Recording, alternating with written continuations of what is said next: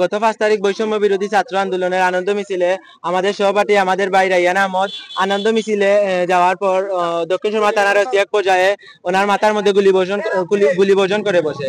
আমরা আমাদের ভাই হাসপাতালে দক্ষিণ সুরমা থানার ওসি এখনো তার কর্মস্থলে বহাল রয়েছে।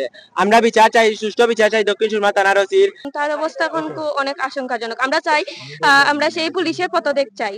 ঠিক ব্রেইনের মধ্যে আমার বাইকে গুলি করা হয়েছে, তাও যে দক্ষিণ সুরমা গেট আছে, গেটের বাহিরে এসে যে দক্ষিণ সুরমা কর্মরত যারা পুলিশ রয়েছিল তারা গুলি করেছে।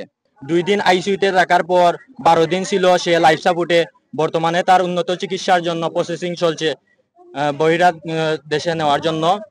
তো আমরা একটাই দাবি, আমাদের ভাই হাসপাতালে যে খুনি যারা দক্ষিণ সুরমা থানার যারা গুলি করেছে তারা কেন কর্মস্থলে থাকবে। গত 5 তারিখ আনন্দ মিছিলে দক্ষিণ সুরমা থানার সামনে গেছিল আনন্দ মিছিল উদযাপন করার। এক পর্যায়ে থানার ওসি হয়তো কোনো কারণে থানার ওসি আরদুস বা ওখানে যারা গুলাগুলি করছিল আমরা রাইয়ানোর মাথার 2টা গুলি করছেন। এখন একটা গুলি তার মাথার মধ্যে আছে, তার মাথার মধ্যে কেন গুলিটা রইলো, আমার বন্ধু কেন হাসপাতালে, তাই এখনো কেন কর্মস্থল।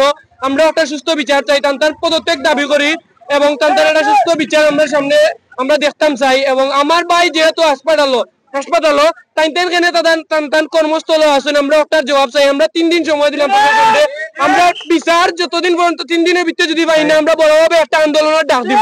বিজয় মিছিলে ছাত্রদের সাথে নিয়ে এসে দক্ষিণ সুরমা থানার সামনে যায়।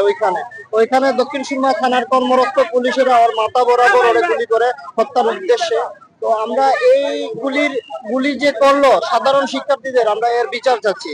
আমরা অন্তকালীন সরকারের কাছে আমরা এই বিচার দাবি করতেছি। ওকে কেন গুলি করা হলো, এখনো ওর খুনিরা যারা ওকে গুলি করেছে, যারা আহত করেছে, এখনো ওরা কর্মস্থলে এখনো আছে।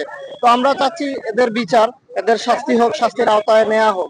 5 আগস্ট দক্ষিণ সুরমা থানা ওসি তাকে গুলিবিদ্ধ করেছে এবং তার মাথার মধ্যে তার গুলিটা লেগেছে। এবং হাসপাতালে গুলি কেন চাকরিতে বিচার চাই। আমার ভাই হাসপাতালে